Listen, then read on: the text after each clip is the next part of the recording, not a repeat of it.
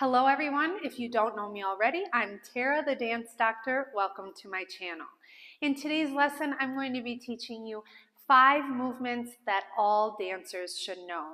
So this lesson is actually inspired by my one-on-one teaching, and I find myself a lot wishing that my students were familiar with these movements and terminologies because it would make it a lot easier for me to teach them what it is I'm trying to teach them. And so these are 5 foundational movements that in my day-to-day teaching, I'm like, oh, this person needs this information first before they can get to where they're going. And so I thought that it would be a good topic for my YouTube channel.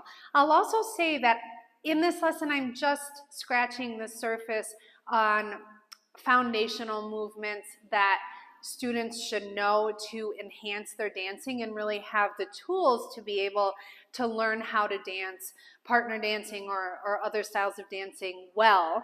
And if you like this video and you find it illuminating and you're like, I want more information like that, I recommend you check out my 21-day Train Like a Dancer course, because that is like this, but super complete. So I go through each part of the body addressing balance, shapes and lines, strength, flexibility, and coordination. And so it is similar to this lesson, but like I said, much more complex, much more complete, and really giving you the tools that you need to succeed in your dancing. So if you like this lesson, do check that out at dancedoctoronline.com. Now, without further ado, let's get dancing.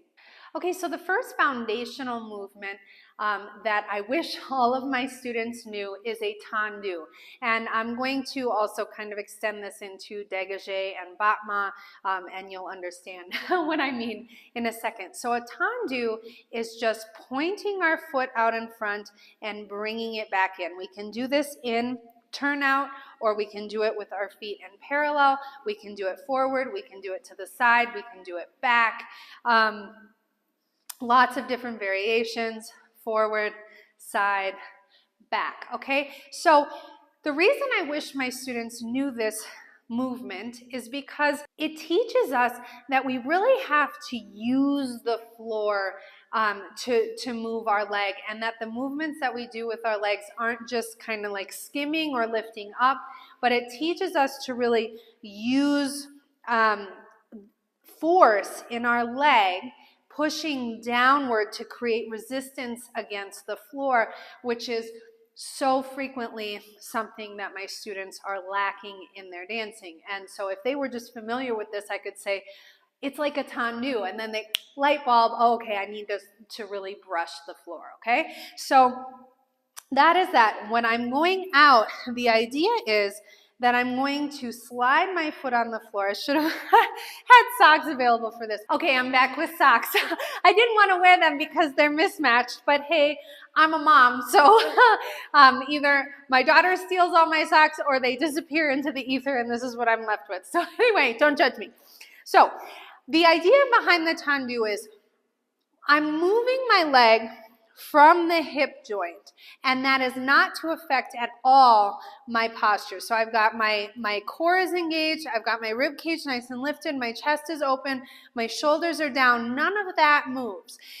That being said, what I'm trying to do is slide my foot out as far as I can, keeping the whole foot on the ground. When I can no longer do that without moving my torso, I'm going to lift the heel up.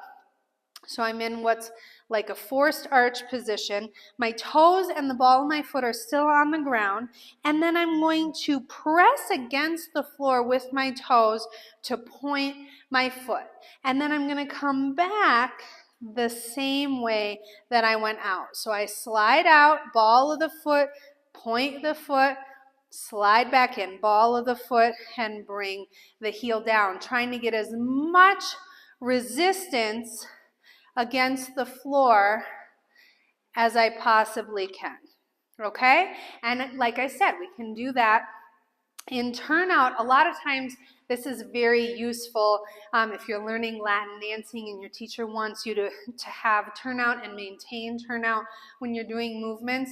I can't recommend this exercise enough. So go into your turnout, and then you're going to, when you move your leg forward in the tendu, I'm trying to lead with the heel. Same technique. I'm keeping the whole foot on the ground as long as I can.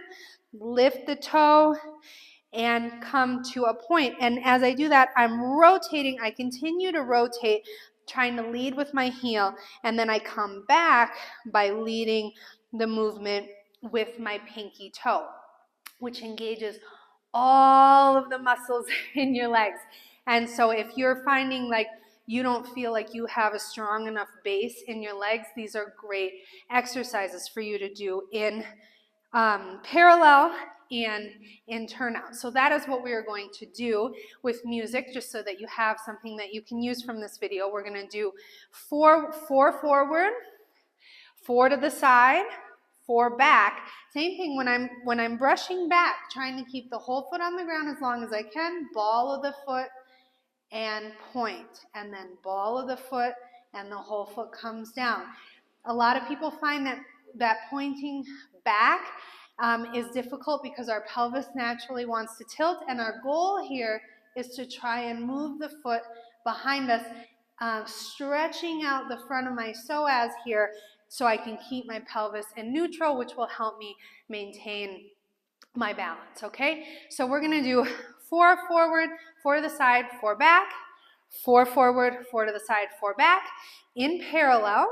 And really make sure that when you're in parallel, your toes are really facing forward, that you're not like here, okay? Because then we are going to open up the feet, and we're going to do 4 forward, 4 to the side, 4 back, maintaining our turnout, okay?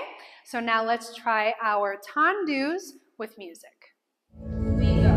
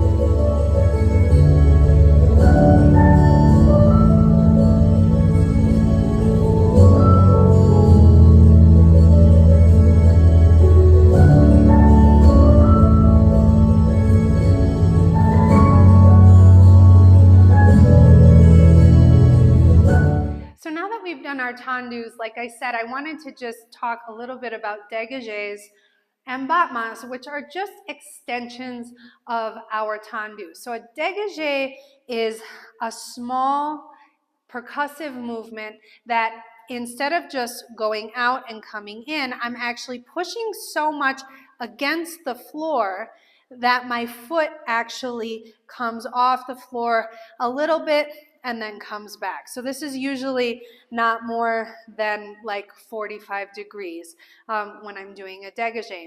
And this is helpful when you're learning different footwork, to have that feeling of really using the floor to lift the foot off the ground. And then we also have battements, which is when I'm allowing my leg to create more of a swing to go up usually minimum 90 degrees. It could go higher depending on how much flexibility you have. So those are two movements where we pass through the tendu and then we either come up a little bit or a lot. And depending on how much we come up, we need to use the floor even more. So in the dégagé, I'm pushing against the floor. And in the battement, I'm really pushing against the floor, allowing my weight to drop down to then send my leg forward, making sure that I'm not allowing that to happen. Okay, so that's just a little add-on to the tendu, and that's going to take us into our second movement, which is leg swings. Okay, so I talked a little bit about this in the tendu, about how when we're moving our legs, one of the most common issues that I encounter is I'm just like, I want my students to just keep their pelvis in neutral and let their legs move in whichever direction they need to from the hip socket. And I'm like, if they knew how to do a leg swing, I could compare it to that, and then they would understand what feeling they're trying to get. So we're going to do leg swings, which are in attitude, which means my leg is gently bent. I'm going to swing my leg from the hip socket, and then I'm going to do the same thing on the other side. Why is this exercise important? One, it's a balance exercise. I have to maintain my balance most of the time on one foot while my other leg is moving, which is super valuable information for your body. Secondly, I have to understand what it feels like to really swing my leg from the hip socket and see actually how much freedom I can have in this movement if I really think about relaxing the psoas as much as possible and just allowing the leg to swing. The other reason that I love this movement, and I think it's really important for my students, is because not only am I swinging, but every time I bring my leg down, I'm coming through the middle and sliding my foot on the floor just like I do in the tendu. I come through the middle slide. I'm not just going like this and keeping my leg up, because then I would have to tilt my pelvis in order to keep this leg off the ground, and I want to keep my pelvis actually in neutral as much as possible. So I have to come through, brush, brush up, brush up, brush up. And then, as I said, trying to keep the pelvis in neutral as much as possible so that I really feel that I'm swinging the leg from the hip socket, okay? So now we are going to practice leg swings with music. So we're going to go forward, back, 3, 4, 5, 6, 7. I'm going to step forward on 8, pointing my back leg, and then I'm going to do the same thing on the other side. We can also do this movement side to side, which is going to engage different muscles. I just got a little cramp there. The right side of my psoas is a whole mess. Anyway, I'm going to do it. I'm going to demonstrate it on the left. So this is really good also because a lot of people don't realize that we need a range of motion, not only forward and back, but also crossing in front and opening up. And this is really good for our balance and our awareness. And here what we're trying to do is not twist the pelvis. So before we were trying not to tilt, now we're trying to keep our belly button effectively straight ahead. And so we'll do this also. We'll finish our 8 forward and back on each side. We'll stop and we'll swing in, out, 5, 6, 7, 8. We'll come down and then we'll do the same thing on the other side. In, out, 8 times. All right? So let's try our leg swings now with music.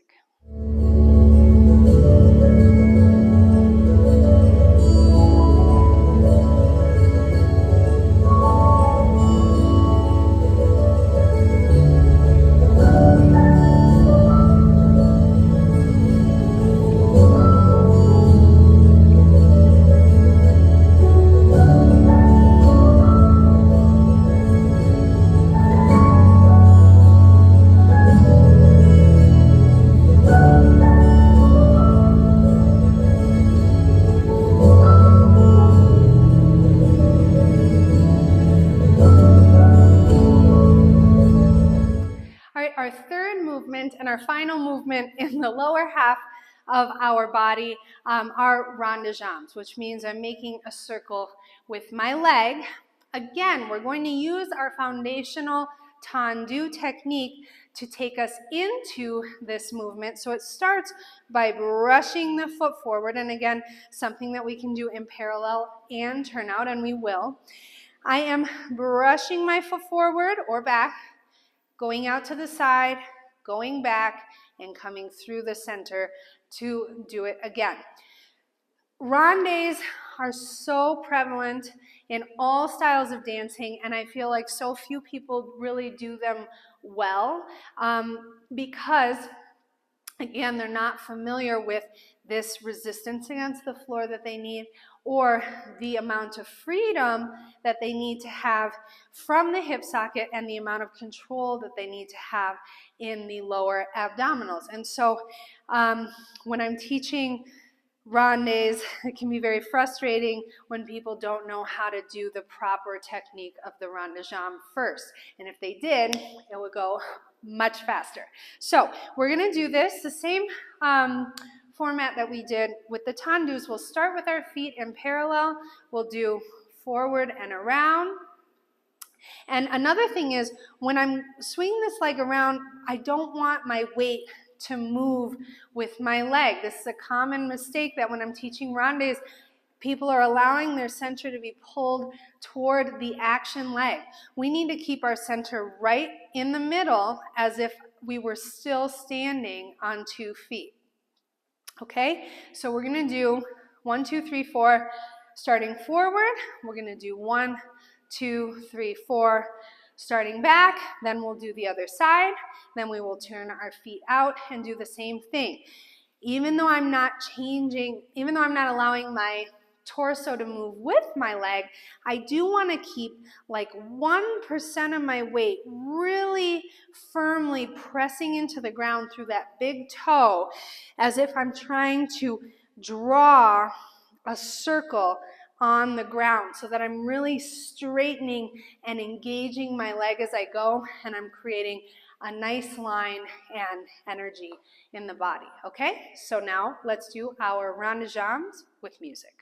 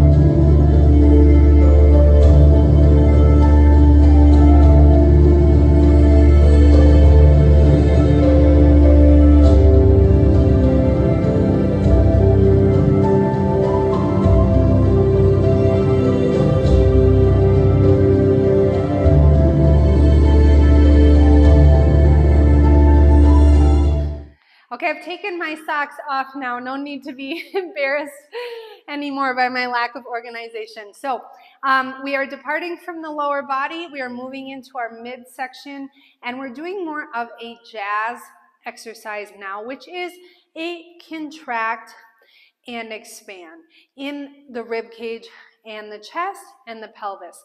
And when I started teaching dancing, I just assumed that this was common knowledge, that every person knew how to contract their spine. When you say contract to a dancer, they're like, boom, got it. And how to arch the back. But this is not common knowledge. People do not innately have this awareness of how to contract and arch their backs, and it is something that I often have to spend 30 minutes of my lesson teaching my student how to do, and then we have very little time to come back to my original lesson plan because they weren't already familiar with this. So that's why it is movement number 4. So first, what I want you to do is gentle bend in your knees, and you are going to honor the natural curvature in your spine. In other words, when we bend our knees, we want to avoid allowing the pelvis to slip forward. I want to send my sits bones right over my heels. And so as you can see, there's a natural curve in my lower back, and I want to maintain that so that I'm keeping my spine in neutral, okay? Now, from here, we're going to start with the contract. When I contract, I'm initiating it from my belly button, from the middle of my abdomen, and I feel like someone is pushing my belly in, and that's how it initiates. And then from there, I'm allowing my low spine and my upper spine to curve. And the idea here is like I'm trying to make a C with my torso. So it starts here, this goes back, and then the low spine and the upper spine sequence with it until my back is as far back, as curved as it can possibly be. And you'll find that point of like you can't go any further, okay? And now from here, what we're going to do is from the middle of the back, it's like someone is pushing me forward. So it initiates from the middle, and then again, the low spine and the upper spine are going to follow. And it's as though I'm trying to pull my shoulder blades as close together as they can possibly go, and I'm trying to join the bottom of my scapula with the top of my hip. So when I contract, this is a contraction, I'm trying to bring my bottom rib to meet the iliac crest, the top of my hip bones. That's what I'm trying to do. And now I'm trying to separate them as much as I can. I'm trying to bring my shoulder blades to touch the top of my pelvis. And I can also allow it to come up into my cervical spine and allow me to bring my head up to the ceiling. And then when I contract, I can also allow my chin to come down to my chest. So sequencing through these movements, something very simple, but like I said, I was surprised to know that it's not common knowledge, and it is extremely important, not only for your dancing to be able to do these transitions fluidly, but also just for the health of your spine, the health of your organs. When you do these things, you're giving your organs a massage, your adrenals. So it's really great movement.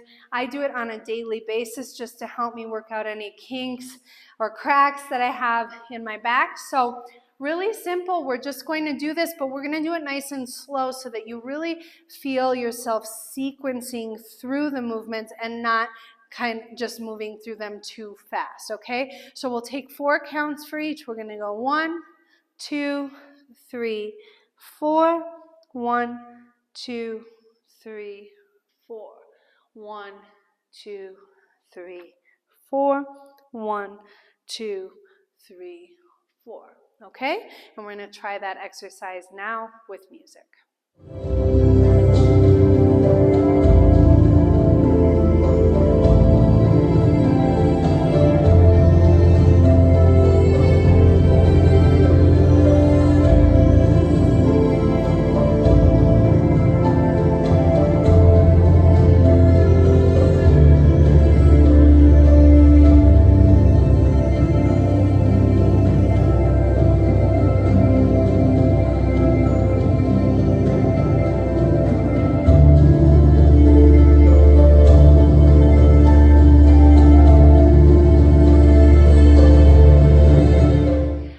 Our 5th and final movement today is a port de bras, which is a term for our movements that go from down, side, up, forward, down, or up, like this. So basically using the entire range of motion of our arm. It can be done in jazz, it can be done in a ballet style. We're going to kind of work on a mix of both today. Port de bras is super important, a super foundational movement in all dancing, and part of the reason that a lot of my students struggle with arm movements so much is because they are not familiar with this concept. Because when we are moving our arms through space, I'd say 95% of the time, I don't like the way my students' arms look, and they don't like the way they look because they don't have this feeling of pushing through space. So when somebody is training as a dancer from a young age, we're hearing all the time that instead of thinking about moving your arms through air, think that you're moving them through honey to give them this more viscous feeling that has more resistance to it, that's using more of your muscles so that the movement looks fuller, it has something behind it. So we're going to start with that. We're going to just simply do like more of a jazz port de bras first.